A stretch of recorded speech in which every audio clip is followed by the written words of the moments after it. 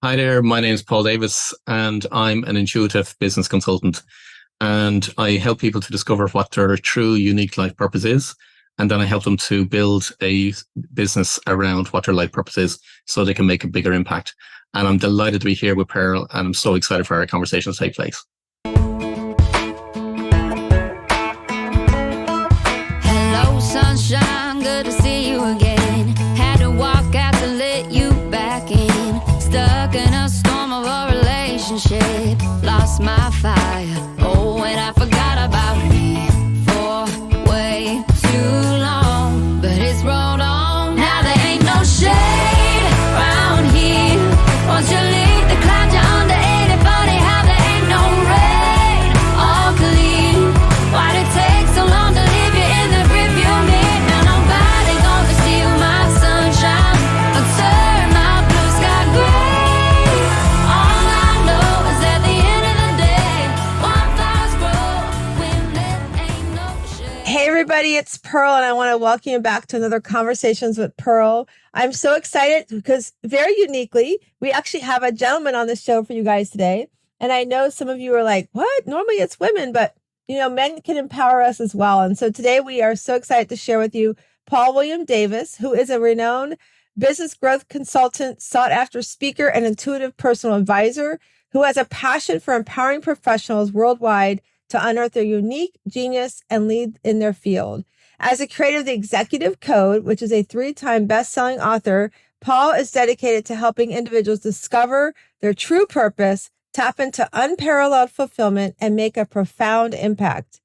Often hailed as the lifesaver by his clients, Paul has a remarkable talent for identifying core elements that bring joy, meaning, and personal growth. His intuitive approach, combined with decades of entrepreneurial experience, has transformed countless struggling businesses into multi-million euro success stories. With a client list that spans industry leaders, celebrities, and intuitive entrepreneurs, Paul's expertise transcends borders and sectors. As an award-winning consultant and visionary thought leader, Paul William Davis is committed to guiding you on a transformative journey of self-discovery, purpose-driven growth, and lasting prosperity. I'm so excited to have and introduce you guys today to Paul William Davis. Paul, welcome to the show. I'm delighted to be here, Pearl. Thank you so much for having me. Absolutely. So tell everybody where you're coming in from. I'm coming in from Dublin in Ireland. So as you can probably guess from the accent, I'm not in America.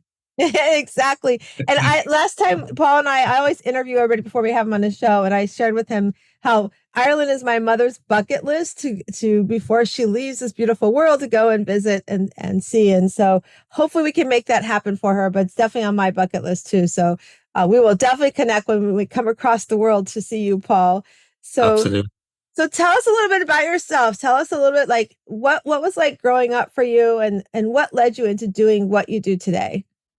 Yeah, well, I suppose that I have a bit of an unusual story compared to a lot of people in growing up. So, yeah, as I said earlier on, I'm from Ireland. And when I was born the seventh son of a seventh. Now, in Ireland, there's a lot of folklore and Celtic tradition around being the seventh son. So when I was born and brought as being the seventh son in the family, my parents automatically knew, okay, so maybe Paul has a gift. So there's a little test that people do in order to see whether you do actually have the gift, and it's a gift of healing. So which I successfully passed that particular test. So what actually transpired from there then at a very young age was that I would have people come to the house and I would do a healing for them. So whether it be from, rheumatism, cancer, migraines, you name it, all different types of ailments and all different walks of life and all different people come to the house, and I'd give them a healing. But something that is in the tradition of being the seventh son at that time was, and this is just, I find this quite common amongst people that have gifts in this way, whereby you can't receive anything in return. So I was doing the healing, and even though I was saying, okay, and people would say, they'd want to give a gift or they'd want to give money and so on. My mum would say, no, absolutely not. No, it's a God-given gift. So there's nothing to be exchanged. So for me, growing up was very, very different to my siblings, let alone my peers. Um, but when I went through school like normal, most teenagers and all the kinds of things. Particularly didn't like school. I used to get bullied and beaten up and all that kind of things for a lot of different reasons. But then when I left school and I got my first job, it was actually the finance director in the company I was working within. He saw that I had an aptitude for numbers, and he said, "Look at what I consider doing accountancy." So I started a short course that only took 2 years, and I flew through those exams. And from that, then I moved into management accountancy, which is a 4-year degree, studying part time while I was working in the company, a different company at that time, which was responsible for aircraft engine maintenance. So you can see behind me, I have a lot of elements associated with aviation, and I use aviation in my business as well. But I suppose that there's two parts to me. One is, yes, I was the logical and the analytical accountant side of me, and I developed my career in going into companies and turning around very, very quickly and building them into huge levels of success, multi-million-dollar companies. And I set up my own business in 2001 with the same focus to help companies, primarily people in professional services, to grow and scale and to get more clients, increase their fees and manage their time more effectively. But the other side to me was quite hidden, which was the intuitive side, because growing up, I didn't really understand it. When I was doing the healing, it wasn't explained to me. It wasn't, I wasn't taught as regards how to do healing. I was just doing healings. But as I grew older, I understood more the intuitive and the empathic side of me. And that made an awful lot more sense when it was explained to me by different people, but also what the information I was actually receiving for people. So what I would get will be images, knowings, and insights in relation to people that I was working with. And hence the reason when I was a business consultant, I could turn companies around very, very quickly. So I have a 100% success rate in turning every company around that I worked with. And in effect, what I was doing, I was guiding the business and the business owners within the companies in order to fulfill what was going to reach them the highest level of success. And over the decades, I suppose I got to know and fine tune that there's the analytical side of me in terms of understanding what kind of information I was actually receiving, because there's timelines involved, there's different events and episodes that happen for people and so on. And what I found was it was actually in line with what their core key purpose is and their unique life purpose. So that gave me huge, massive understanding from that perspective. Because what I always wanted growing up was the information that I would share with clients, the insights and the imagery. I would try and convey the images that I would get and the knowings that I would get for clients. I desperately wanted that for me, meaning that I wanted somebody to come to me and say, "Look, Paul, here's what you're to do. Here's what your purpose is. Here's what direction you should go in." And I could never find that answer. I could never find somebody who could actually give me that information. And I tried everything what everybody else does in terms of, find your passions and doing your ikigai and all that kind of things. But it didn't give me the answers that I was looking for. So I've spent decades researching and developing my own methodology in order to match the knowings and the insights and the imagery that I would get for clients. And that's hence the reason why now it's developed into a methodology which discovers an individual's unique life purpose without necessarily me having to rely on the intuitive side. Because now it looks for the evidence in a person's life in order to guide them to what their true life purpose is.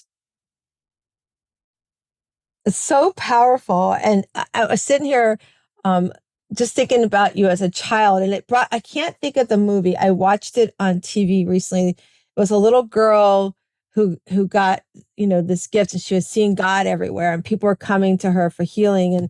And then she had gotten sick. I don't know what it's called. I watched like a month ago. And I thought about you. I went back there, but as you being back there as this young boy who has this gift and not sure, I thought about how she reacted to, what do I do with this gift? Why don't I share it? And then, as like you were saying, you took us through the journey of becoming, a young adult, and then into your adulthood and how you're using it in businesses. Sometimes we we forget, we don't listen. I say this all the time, and to the listeners, you're going to hear me say this again right now. So just bear with me. And that is that and then, you got to talk about the seventh son and everything. I never had heard about that before, but for me, I truly believe that we all come into this world with a gift, no matter who you believe. For me, it's God, whatever your higher being is that you believe. And that gift is ingrained in our DNA. And when we don't listen or watch or feel it, we cheat ourselves. And when we don't use it for ourselves, now you've not just cheated yourself, but you're cheating me, right? Like I would not have been able to receive and understand what you're sharing today and your clients, right, Paul, for what you're helping your clients do. If I had kept this gift of my love for coaching and my love for wanting other women to not feel like they have to do everything and to let the judge and saboteur tell them you have to say yes to everything and you have to be busy all the time and you should feel guilty when you say no to somebody. Had I not learned that and listened to it for myself, I would be overwhelmed, stressed out still. And then taking that talent and sharing with women. And I'm watching women who step into their voice of the word no to others and yes to themselves. I'm watching them learning how to communicate their realistic expectations with their family and loved ones. I have a client just the other day, last week we were together and her husband was like, "Oh, Pearl, I remember when she came to me about XYZ." And I was like, "Where'd that come from?" And she said she found her voice, and he was very proud of the fact that she found her voice and that they can communicate in that love language that they both have for one another. And so, I was sitting here thinking, had you, as a young child, not listened to that, how it could have changed. And then, taking that gift and sharing it to other businesses and helping them, turn their businesses around and seeing what truly they should be doing with their business. But what I found interesting that you said, and, oftentimes I know for the past year, it was a year ago yesterday that we laid our son to rest at 25 years old.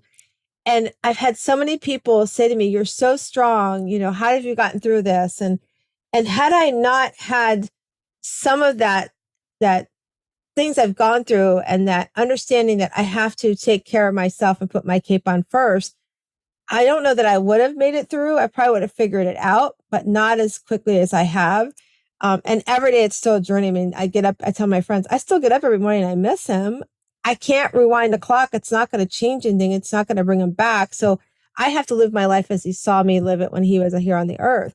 And so, but I thought about you when you said, how, had I not done that for myself and not listened to those things and not had somebody who paid it forward to me and helped me learn how to, like what you do with your clients, learn how to turn that into something that I can pay it forward. And also, let's be real, make a business out of it and earn some income from it. But I wrote down when you said wanting somebody to show you the direction on how to do that, right? It's like sometimes we do for others. And I saw this today on TikTok, and I saved it for later to share, where somebody said, they were talking about how you look at me like I'm so strong. You look at me that I'm doing all these things. You look at me that I'm, all these things. But really, do you ever stop and ask me, do I really like being all those things? Or do I like doing it on my own, right? Do you reach out to somebody and say, "Hey, Pearl, hey, Paul, I see you doing all these things. It's great. And what can I do to help you?" Right? Sometimes we forget to sit back and pay that forward in a different way. And I love that you took yourself on that journey of the flight, because I love the aviation piece. I'm going to tie that in there. You took yourself on this flight of finding what to do with this gift, how to incorporate this gift for yourself, but then you found a way to incorporate the gift to pay it forward. And I think it's really cool that your mom at a young age said, "No, he's not going to take any tiding back from you for this. It's a gift," right? Because sometimes, and for the listeners that are listening, sometimes we have to recognize that everything is about receiving. Sometimes it is a gift that you pay it forward. And sometimes it's a gift that when you pay it forward, you can impact somebody else's life. It's kind of like the month of July, when my son passed last year on July 22, I think it was within 7 to 10 days, we had a young man show up at my doorstep wanted to see my son, because my son pretty much, he had lived with us, but he had been in the process of moving in with his girlfriend. So he thought he was still living here. And I had to let him know that my son had passed away. And I've had many instances with that. And I believe that I'm being used in that way because for whatever reason, my phone has been merged with his phone number. I don't know how it happened. I didn't do anything to make it happen, but I will get these random text messages and say, "Hey, what's up? I haven't seen you online." I'm like going, "Are you trying to reach Matthew or Pearl?" And even like 2 weeks ago, I had somebody reach out and say, "Hey, who is this? I realized I haven't called you in a while." And it was for my son. So to have those conversations, but had I not been used, that I feel like I'm being used to pour into these people that are trying to reach out to him and comfort them at the same time, because they're hearing the shocking news. Had I not been used and had you not used your talent, who knows where some of the companies you work with that you've helped turn around, who knows where they would be today, right? And so I want to talk about that for a minute. Like when you work with your clients, sometimes, Paul, sometimes people are not open to the things that the gifts you have, right? I mean, I will tell you, I feel things sometimes, and and I will dreams. Oh, it's just a dream. Sometimes I'll dream, and then all of a sudden I'm like, oh my God, that came true. I didn't do anything with it, right? And so I have a friend. His name is Seth Elliott Santoro, and he's an empath. He's an intuitive too, and I interviewed on the show one time here, and afterwards he's like, "You have some really what do you call it? You have some really opinionated people around you." I'm like, "Oh yeah, all the time." He goes, "No, like they're around you right now." I'm like, "Oh, I forgot," right? But and him and I were talking. He goes, "Pearl, you need to listen to that." Like, and it's not like I want to go do anything or something like what you're doing it, but what he reminded me of, and for the listeners, we all have it, but we don't listen to it. We don't pay attention. Something comes through and we just let it go. And I have learned to really, truly listen to it, because last year when my son passed, we talked to him like probably 10 minutes before he passed. He butt dialed us, and we were able to say, call us when you get home, all the things your parents do. And we were able to say, we always said we love you before we hung up the phone. So we had that. When I was sitting on the couch about 15 minutes later, which we figured out by the timeline of messaging, that it was probably within a few minutes of his passing, I was sitting on the couch and I was shaking uncontrollably, that my husband's like, "You're going to have a heart attack." And I'm like, "This is not a heart attack. I don't know what's happening." So after that, after talking to Seth and some other empaths, like, "You felt him go through you." And I was like, okay, I've heard that happening, but I never had it. So had I never experienced it, I probably would still be like, yeah. But I've learned to listen to it when it comes and ask and pray, okay, what am I doing with this? Right. And so I want the listeners to know we all have that, but sometimes we get so busy we don't listen to it. So as you work with your clients, Paul, how do you help them understand the gift you have and understand how you can help them with their business? Because let's all be real here. Even some of the listeners right now listening to us are really like, yeah, you guys are woo-woo and crazy, right? So how do you help them with that? Yeah, no, it's a great question, Pearl. And just on gifts, because everybody every individual has a gift, okay? And their gifts are there for a reason, in order to help them with their life purpose. That's what they're there for. But because you are so comfortable with your gift, the vast majority of people aren't aware of what their gifts are. So, for example, when I was growing up as a teenager and I had this intuitive and the empathic side, I just understood or thought that everybody else was experiencing similar to me and getting the same kind of images and knowings and all that kinds of thing. So I just thought, well, everybody else can do exactly what I do. I didn't see any difference. For me, it was no different. And that's the thing with gifts. It's like a bit like a fish in water. You don't know that you've got surrounded by water in effect, because that's what your gift is. So just for our listeners, for everybody to know, you've got gifts, and your gifts are aligned with what your life purpose is.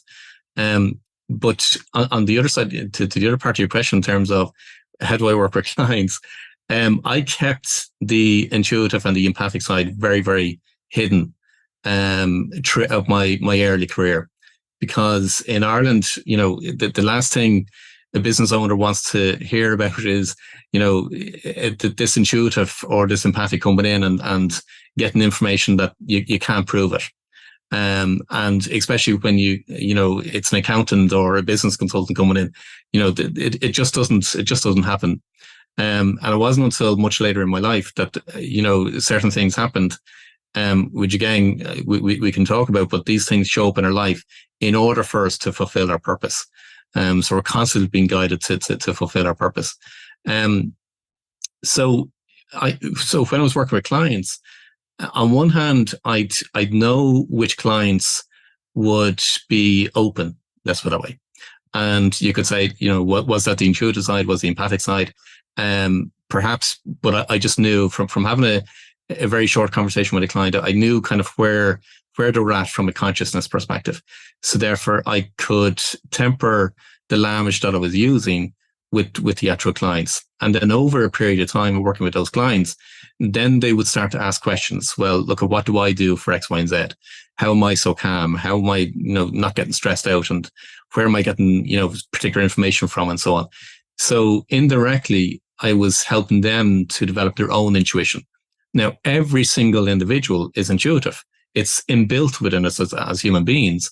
But as society and growing up in school and our parents and all that kinds of things, that's for what, in some respects, it's beaten out of us. But also from a scientific perspective, your intuition,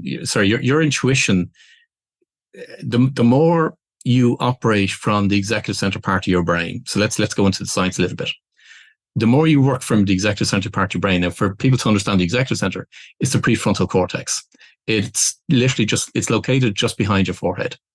And its primary function is planning, objectivity, creativity, innovation. That's what it does. But most people, unfortunately, aren't actually operating from the executive center part of the brain. But your executive center is directly linked with your intuitive abilities. So that's and then into the unconscious and then into the superconscious. So that's how it operates. Unfortunately, the vast majority of people are operating from the amygdala part, and the amygdala wants instant gratification. That's what it wants. So it wants the glass of wine or the bar of chocolate or the sweets or whatever it might be. Now, how we've moved from operating from the executive center to the amygdala part of that, just as a very, very small example, is that most people have moved away from handwriting. So they will use their smartphone, iPads, keyboards, all that kind of things. We do very, very little handwriting now, unless somebody has either followed somebody like yourself or myself, or has been mentored by them, or they've read The Artist's Way or whatever. And now they hear about journaling, and journaling is handwriting. But yet I still hear some people doing journaling by typing. Journaling, just for me to explain, handwriting activates the executive center. That's what it does. And by activating your executive center, you're activating the intuitive side of yourself. So that's why journaling works. And that's where if you get into free journaling, whereby you allow your unconscious to take over, and now you're literally just writing what comes to mind, that's your pure intuitive coming through. So in answer to your question, in terms of clients, I determine where they're at from a consciousness perspective. And so I temper my language that I would use.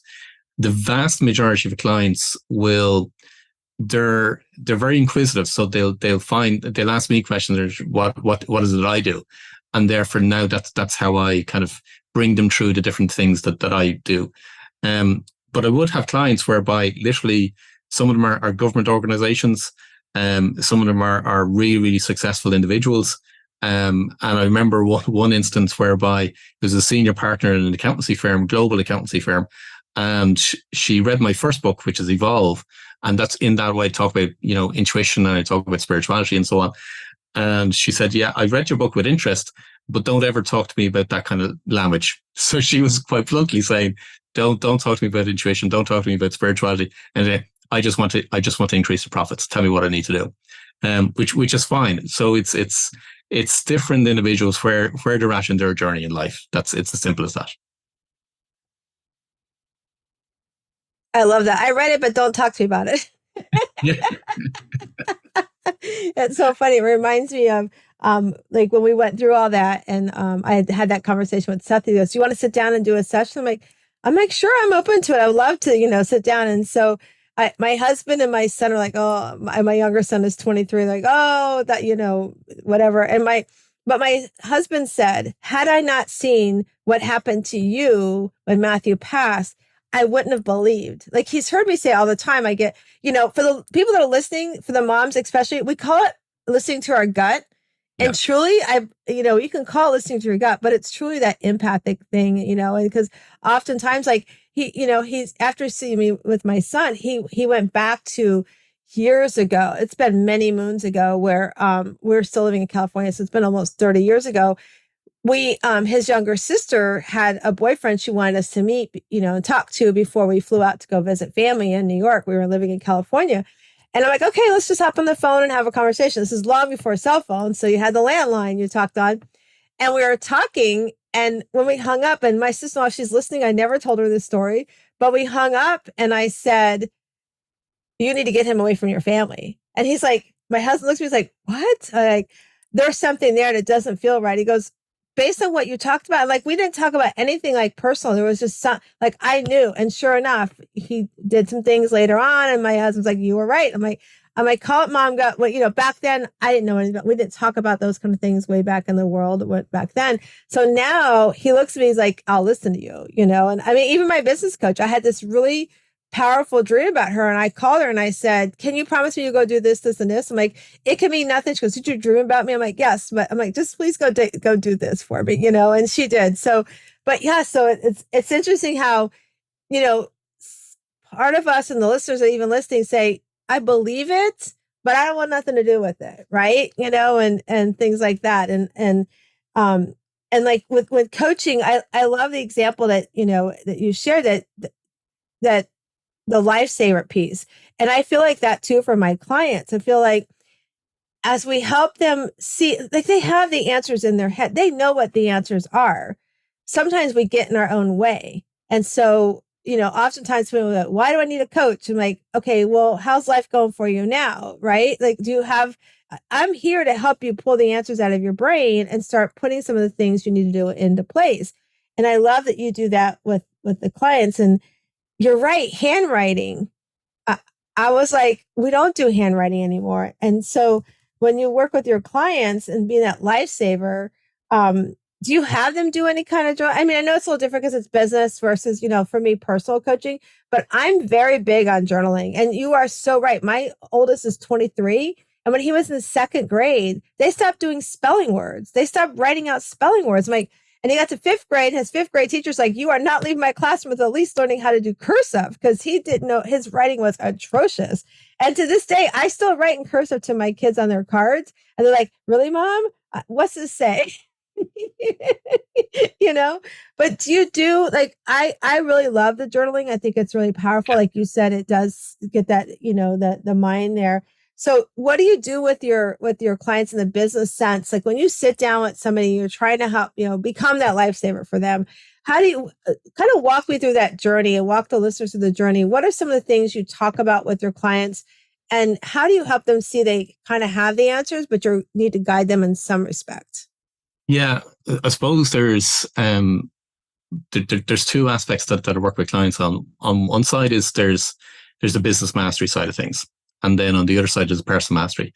And for me, the two of them have to go hand in hand, because I can give them all the tools in relation to the business mastery side. But if somebody isn't fully aligned, or their confidence isn't right, or there's certain aspects, barriers or beliefs or something that's holding them back, well, then their business isn't going to work. So that's where I always work on a dual basis. In relation to your question in relation to do I get my clients to journal? Absolutely. But one of the first things I probably will encourage them to do is meditation. It's one of the first things. It will always come up, because meditation is setting the mind. And if you do research into why would you meditate, what you'll find is that it increases your creativity, it reduces your stress levels, reduces your blood pressure. It, from my perspective, it increases your intuition. And it develops your creativity in relation to what it is for all aspects of your life and your business. So meditation is always the first one. From there on, one of the aspects will be around journaling. I call it automatic writing. And I will get it to a point with clients whereby they can have a conversation with their unconscious. So first of all, typically journaling will be, they'll just write down their thoughts of what's coming into their mind. And it's just a constant flow of those thoughts that are happening in a person's mind. But you can bring it to a point whereby you can ask a question when you get to automatic writing and you've developed your intuitive side. And intuition is all about trust. Every single individual is intuitive. And yet there are some people that dismiss it. But yet when you ask them, they'll always be able to recall a time where they followed their gut. And you've exactly said that, Pearl. We describe it sometimes as being, we'll follow our gut feeling. That's intuition. So in the business world, people will typically refer to it as I've had a gut feeling. And you name it, right across the board to people that don't believe in any kind of higher life, higher authority or anything like that in terms of God or universe and so on, they will still refer to their gut feeling. So where does the gut feeling come from? You've got to ask, because it comes from your unconscious, which is part of the overall superconscious, which is what we call God, the universe, and higher power, higher mind. So some of the things that I will start with, it will be around meditation and journaling. But for me, my first point of call is to find, at this stage now, when I work with individuals, is to find what their unique life purpose is. That's the starting point for me. And from my perspective, there's 4 elements that makes up your life purpose. When we've got that, and I call it in effect, here's the aviation terms, I call it your pilot's manual, because your pilot's manual, literally, it's the manual for life. It's what you're here for. It's what you're to do, what your mission is. And literally then with that, now you can take flight. And then that's when we start to work on your flight plan. Your flight plan is then, okay, so what does the business structure look like? And each individual is different. And it depends on where they're at in terms of if they're running a corporate or whether a solopreneur, small business, and they makes no difference. But we'll go through a flight plan. And that's basically looking at, okay, what will the business look like? What will the service offerings look like? What will the pricing model look like? What's in effect the whole business model? Who are the customers? Where are we going to go after them? Where will we find them and all? So it's that's where the logical business consultancy side of things comes into play. And then as we move on from there, then it's literally working with them on a one-to-one basis to for one better word, guide them in terms of what needs to be done in the structures to implement within the business, but also what's holding them back from a personal perspective. Like, for example, confidence. And a typical thing that will come up for people is, who am I to do this? What will other people think? It's all those kind of confidence and limiting beliefs and self-sabotage and imposter syndrome, all of that aspect and so on. So I bring people through the personal mastery aspects of it. But I tend to use a blend of what I call coaching, mentoring, consulting, because as a coach, as you rightly said, Per, you can only ask questions, because again, it goes with the belief that the answers are within. But on the other side, business owners want speed, they want fast track, they want to tell, look, I want to get from A to Z as quickly as possible. So that's where the mentoring and the consultancy side of things comes into play. Because if it comes to, well, look at how do we build a website? What needs to be put into a website? They've never built a website before, so that they don't know. So those answers aren't within them from that side of things. So that's where the mentoring and the consultancy side aspect will come in. The lifesaver piece actually is, I've had so many clients say this to me, because I've had really, really successful individuals come to me and they've got everything from what the world classes as being successful. So they have all the money, they have the houses, they have the cars, the jewelry, you name it, they have all the holidays and this, that, and the other, and so on. But they are at the point of contemplating, or even have attempted or are planning to check out of life. So that's what they come to me for, in terms of what is it they're here for? What are they to do? They know fulfillment in life. They don't have a purpose in life. They don't have, literally they're at a crossroads and they're just lost. And that's where they've literally turned around. One really strikes me from the point of view of, she's a lady, she's in the UK, she had 2 kids. And by the time we were finished, because I work with people, I can discover an individual's life purpose within a half a day. Now, for some people, they've been searching for 20 years, and you'll see all the reviews on my website. You say, I've been looking for 20 years, I've been looking for 10 years, I've been looking all my life in terms of trying to find out what my life purpose is. But yet I can give the information for people within a half a day. And for her, she had already contemplated and was planning to check out of life. So they're the kind of people that will turn around to me and say, that's where they use the term lifesaver. Because now she's building her business. So she's still here, thank God. So I've had so many of those over the years. But for me, it's once they build a business. So and again, you don't have to be in business, because there's other clients I've worked with and they're building a career, but we've changed their career path. And they'll pursue a career in a different field or a different line of work and so on. And then now that's where they have that sense of purpose and the much, much deeper sense of fulfillment and meaning in their life. And I'll regularly get texts and emails and messages back from clients that I've worked with maybe, a number of years ago, and still thanking me to this day in relation to put them on the right track and the differences made for them. And it's about, from my perspective, I use the term when I work with clients, it's the ripple effect. You refer to paying it forward. For me, it's the ripple effect in terms of the intention that you go and you build within your business of what it is that you want to do for your clients and your customers. That intention, I'm going to say, from a universe perspective, from a higher consciousness perspective, intention is one of the most critical things that people should, I'm going to encourage people to hear on this one, should really take note of. Because when it comes to the end, your intention is what is questioned in every single aspect of your life. So when you build your intention around your business in line with your purpose, now it's about the ripple effect of the difference you're making for the people that you're going to be working with. Okay, so that was a mic drop. It's so true about your intention. I'm going to get to that. I'm going to get to that in a second.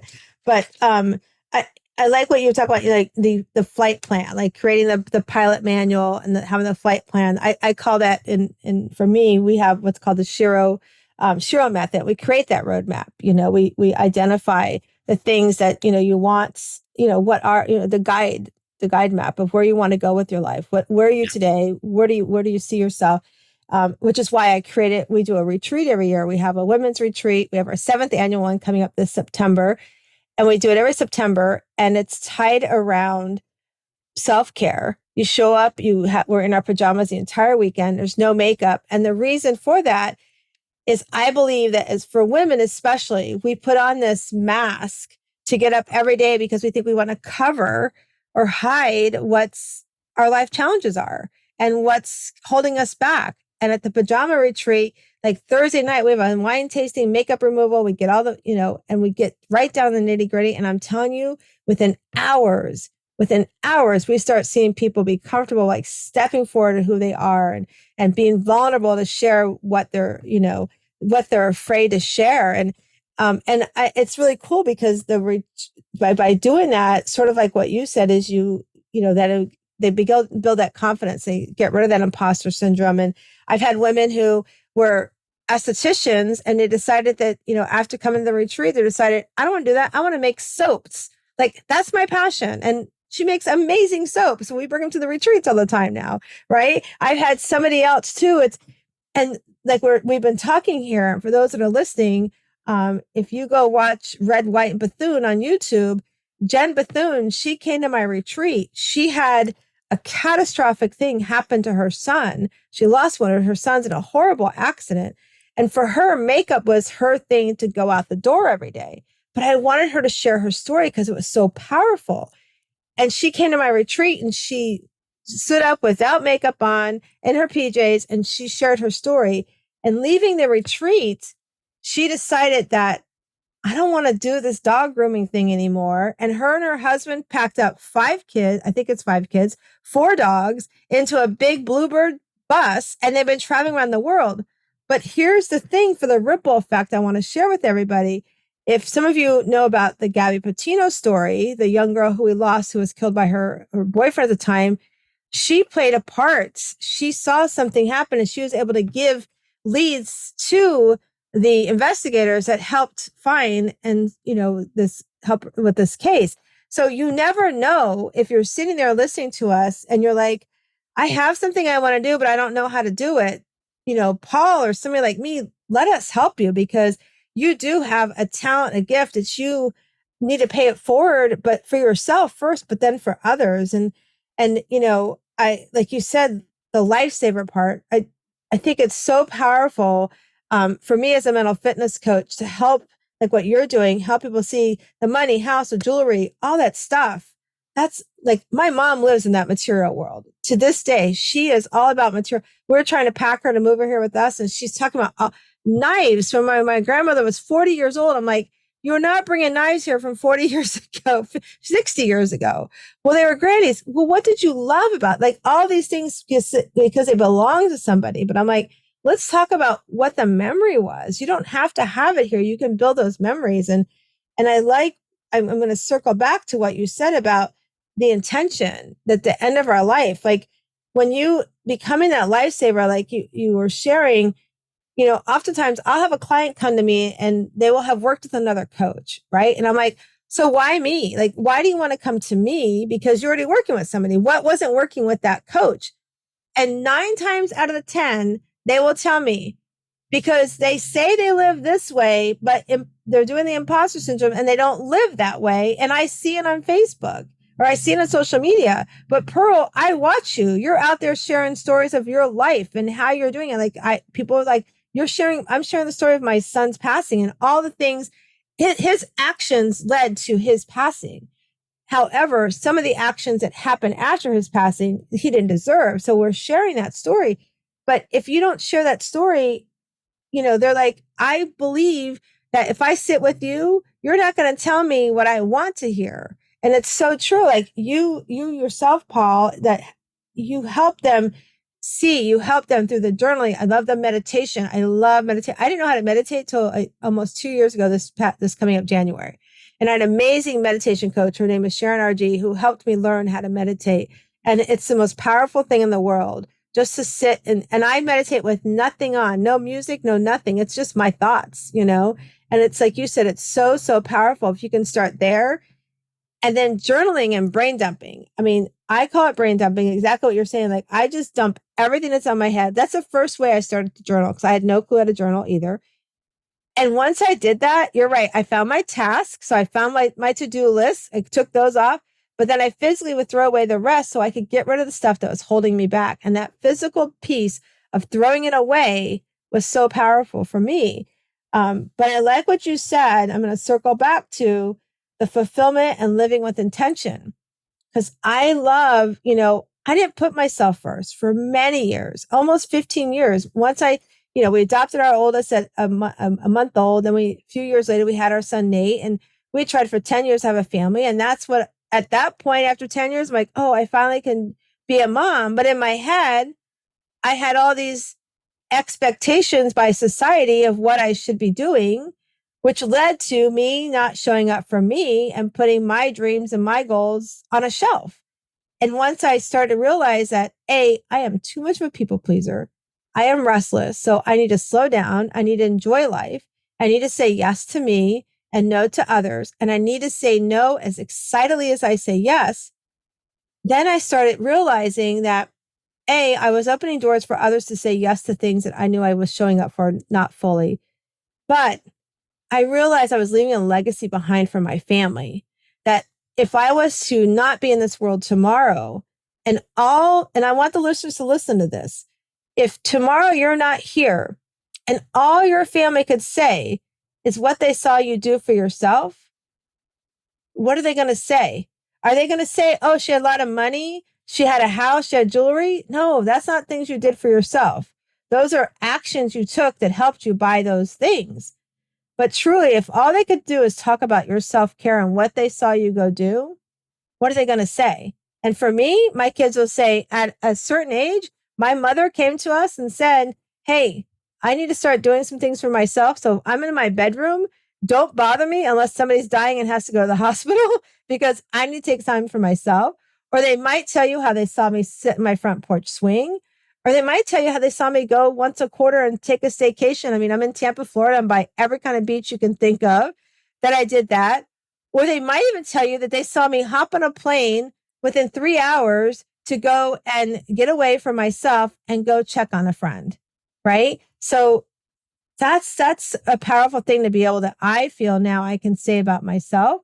So if you're listening and you're not sure how that answer would be for you, that's when you need somebody like Paul or myself to help you find out what is your life purpose. You know what it is. You've just been bearing it. And I think it's powerful that as a business owner myself, Paul, who has a business coach, she does that with me all the time. I might show up and I'd be like, what was your success today? And I'm like, oh, well, I didn't get this. No. You are where you are. If I said I didn't get my homework done, okay, you didn't do it for a reason. It's don't look back. And that's the big thing for me is life's not a remote. I can't rewind it. But what's a lesson I can learn that held me back and how can I go forward? And then start listening more to those that are listening, your gut, whatever that is, you've got it in there, but listen to it, like meditate, journal, that will help activate all of that.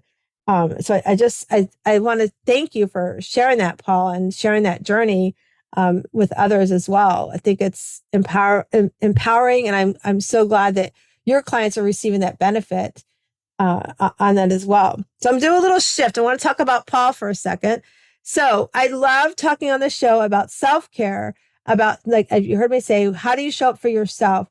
So what does Paul do for self? What do you do for your self-care as well? What's your favorite thing you like to do for self-care?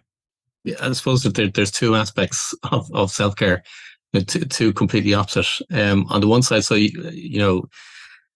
as I said, you'll hear my aviation terms. You'll see the different aviation elements there behind me, and so on. But so I'll always look at ways of how I can do experiences that are flight related. So last year, for example, I did what's called a biplane wing walk. So a biplane is where you've got, two wings stacked up on top of each other. So it was one of the old vintage airplanes. So I was strapped to the top of the top wing on the biplane, brought up to 4,000 feet.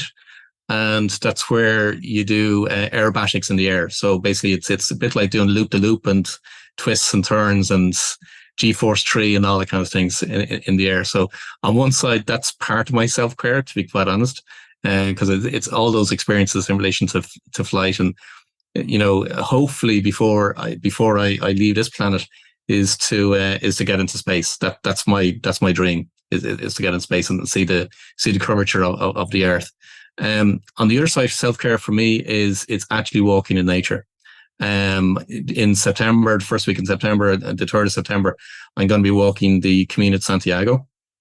So for people that aren't aware of the Camino de Santiago, it's typically referred to as a pilgrimage. And there's so many different caminos that you can walk, but the one that I'm walking is what's called the French Way.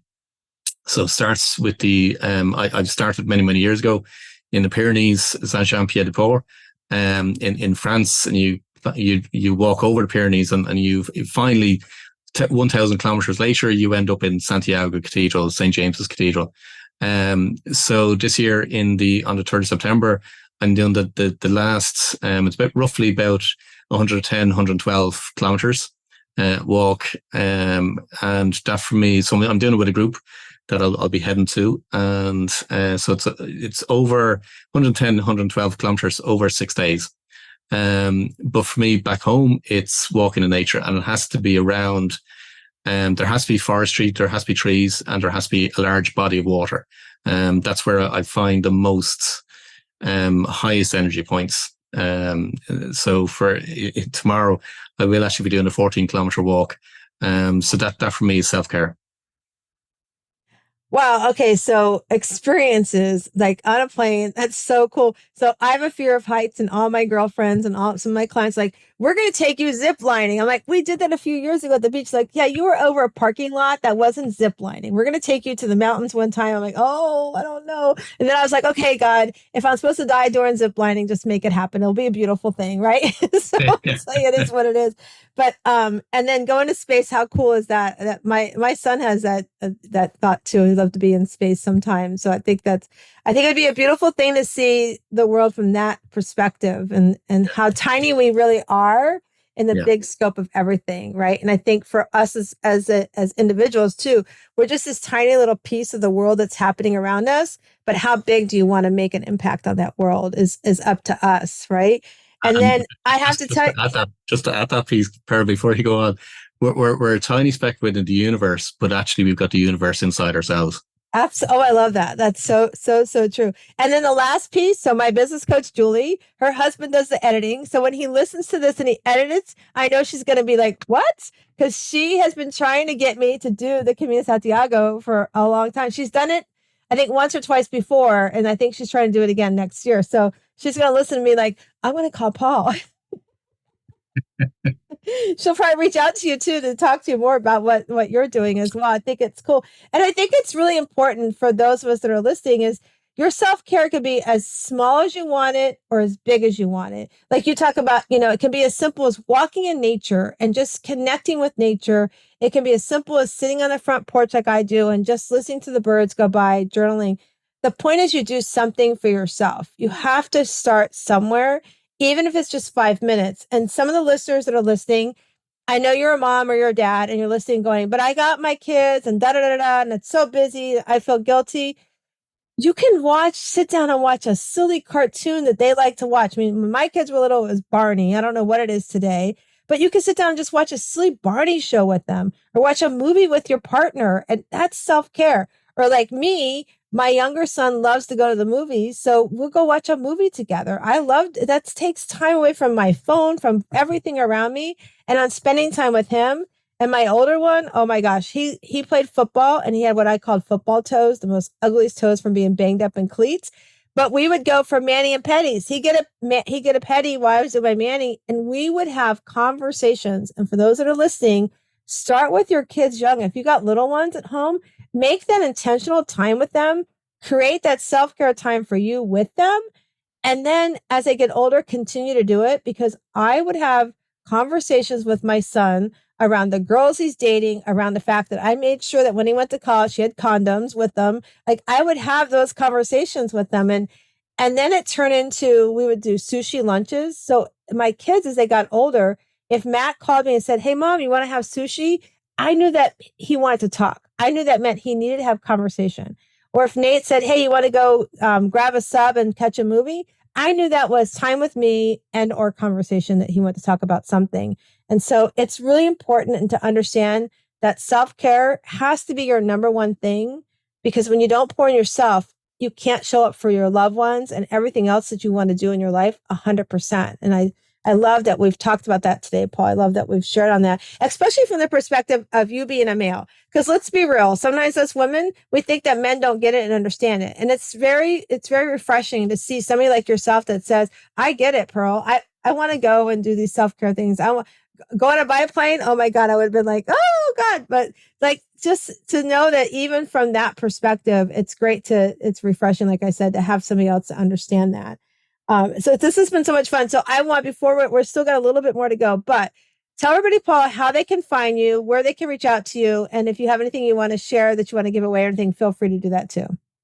Sure. Yeah. The best way is probably if people go to my website, which is paulwilliamdavis.com. And on there's a whole load of resources. There's what I have, which is the Genius Unlocked course.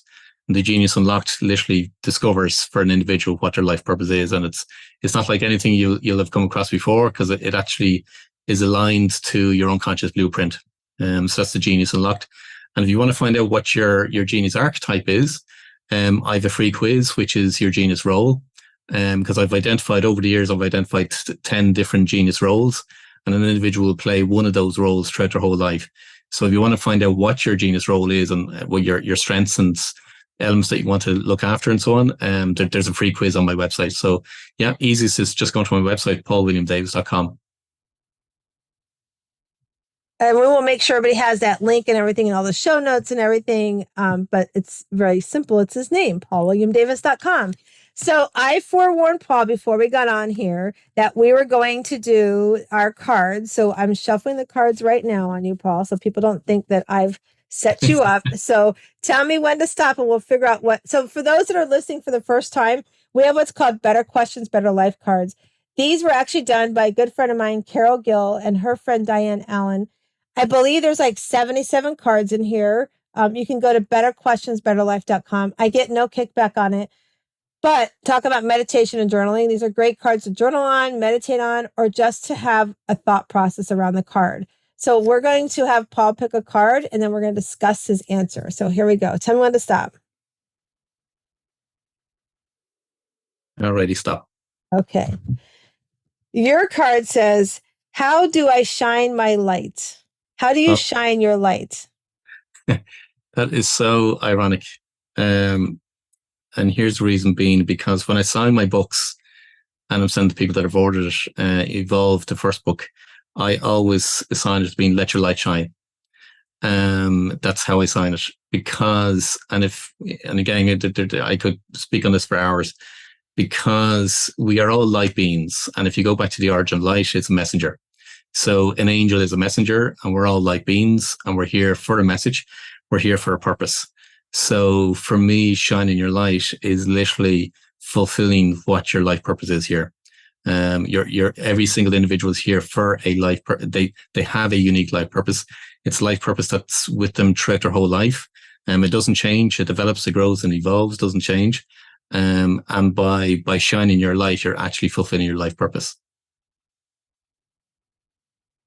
I love that. You're so right. We've been talking about that this whole show, about shining your light, finding that light, and it's so funny that card come up for you. I truly do believe, like, for me, like, how do I shine my light is along the lines of what we've been talking about today, but remembering that I'm not promised tomorrow, and who would have known a year ago, July 25th, that reality was going to slap me in the face, and to truly, embrace every minute that I get with anybody and everybody that comes into my world, because I believe it's a gift. And I also believe at the same time that your light has to continue to shine. So that also means, for those that are listening, that sometimes you have to take people out of your light because they are not allowing you to shine. So sometimes you have to say, who's on my balcony that doesn't belong on my balcony anymore? And I credit my friend Lisa Pulliam about the balcony comment, because sometimes I keep you from being what I call the Shiro you are, being that strong, happy, empowered, radiant, original self that you're meant to be. And so as you recognize who or what is dimming your light, like we've been talking about today, it's really important to work on that. It's important to meditate, as we've talked about, to journal about it. And if nothing else, for those that are listening, if you want help with that, is to reach out to somebody like Paul or myself and ask for help. Ask for, how do you keep your light shining? Because it's so, so powerful. And I want to remind everybody, if you are watching us on YouTube, please subscribe. If you want to find us on YouTube, it's very simple. It's Conversations with Pearl. That's everywhere, on Spotify, on YouTube. You can find us on the internet with Conversations with Pearl. We're also on 360 Talk Radio for Women. So we love being part of that platform. And I just want to also tell you that if you want to learn some steps to self-care, we've talked a lot about self-care. You can go to pearlsebook.com. That's pearlsebook.com. And you can download our ultimate steps to guiltless self-care. It's just a few simple steps to get yourself started. And last but not least, I want to remind you, and first of all, thank Paul so much for being here with us today. It was very refreshing having a gentleman remind us that self-care is for both us women and for men. And it's really powerful that we do take care of ourselves and to listen to our gut. And if you need help, get that help and guidance. But remember, you come into this world as this amazing oyster. You're a little rough on the outside, but as you open it up, you do find your own inner pearl. And I hope you go out today and I find your inner pearl of greatness. Make it an amazing day.